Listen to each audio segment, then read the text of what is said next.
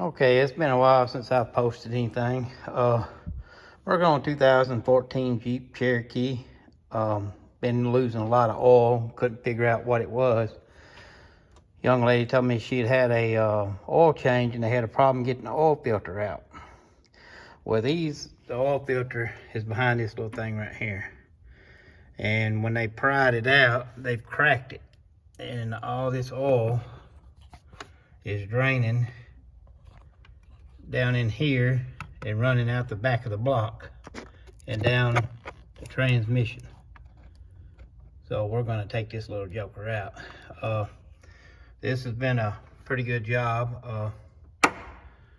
You have several 8mm bolts around this thing, but you have a bracket in the back that has a wiring harness hooked to it, and it's a 13mm stud that goes in that holds that bracket with two 10mm bolts that holds the main intake on.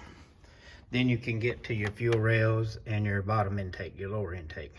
Of course, it has the star bits to take these four off, and then the rest are the regular 8mm. So hope this helps somebody. Be prepared for several hours worth of work, because it is a booger. Thanks.